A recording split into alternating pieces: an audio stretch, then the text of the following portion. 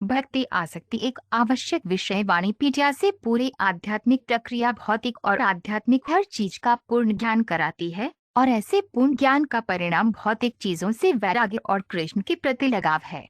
श्रील प्रभुपाद की पुस्तकें, व्याख्यान, वार्तालाप और पत्र इस आवश्यक विषय की व्यापक प्रस्तुति प्रदान करते हैं, जैसा कि वाणी कोट्स भक्ति अनुलग्नक श्रेणी में देखा गया है। उनकी पुस्तकों का एक परिचय निम्नलिखित 9 उद्धरणों में दिया गया है।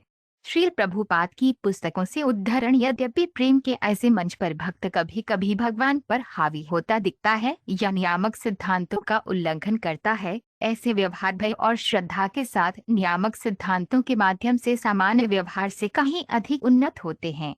एक भक्त जो वास्तव में भगवान के प्रति प्रेम में पूर्ण लगाव के कारण सभी पदनामों से मुक्त है, भगवान के प्रति सहज प्रेम प्रदर्शित करता है, जो हमेशा नियामक सिद्धांतों की भक्ति से बेहतर होता है।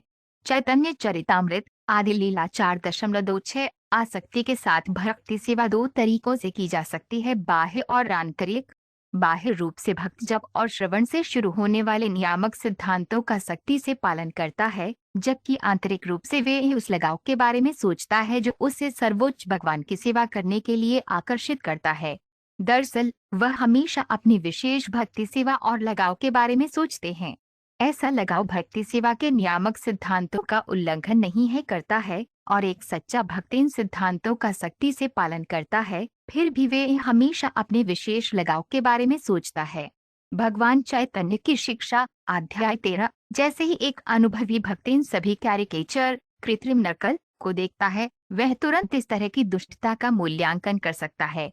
यदि ऐसा दिखावा करने वाला कभी कभी कृष्ण के प्रति अनुकरणात्मक लगाव रखता हुआ दिखाई देता है, तो उसे वास्तविक लगाव के रूप में स्वीकार नहीं किया जाएगा। हालांकि ये कहा जा सकता है कि इस तरह का लगाव ढोंग करने वाले को आशा देता है कि वे अंतः शुद्ध भक्ति सेवा के वास्तविक मंच पर पहुंच सकता है। भक्ति का अमृत अध्याय 18। प्रत्येक जीवित इकाई शाश्वत रूप से सर्वोच्च भगवान से संबंधित है और ये संबंध कई पारलौकिक हास्यों में से किसी एक में हो सकता है। आसक्ति आसक्ति नामक अवस्था में एक व्यक्ति परमेश्वर के साथ अपने संबंध को समझ सकता है।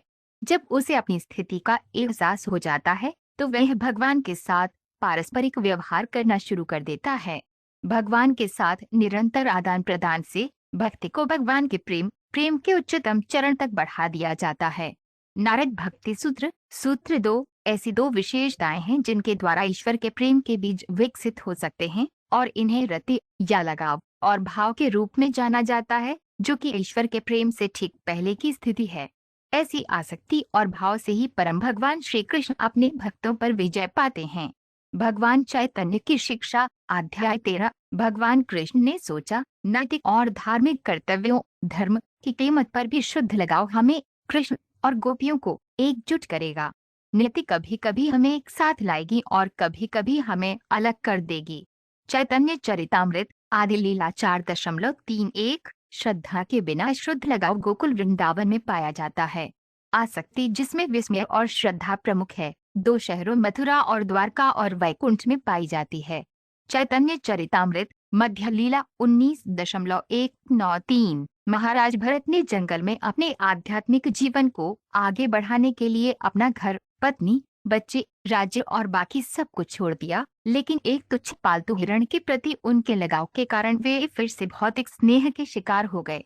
तो फिर उसके द्वारा अपने परिवार को त्यागने का क्या फायदा था? जो व्यक्ति अपने आध्यात्मिक जीवन को आगे बढ़ाने में गंभीर है, उसे बहुत सावधान रहना चाहिए कि वे कृष्ण के अलावा किसी और चीज से आसक्त न हो जाए। श्रीमद्भागवत 5.8-13। नियमित इंद्रिय भोग के बावजूद नीचे गिरने की पूरी संभावना है, इसलिए विनियमित इंद्रिय भोग के प्रति किसी भी आसक्ति से हर तरह से बचना चाहिए। लेकिन कृष्ण चेतना के प्रति लगाव या हमेशा कृष्ण की प्रेमपूर्ण सेवा में कार्य करना व्यक्ति को सभी प्रकार की संवेदी गतिविधियों से अलग कर देता है। इसलिए किसी को भी जीवन के किसी भी चरण में कृष्ण भावनामृत से अलग होने का प्रयास नहीं करना चाहिए। भगवद गीता 3.34।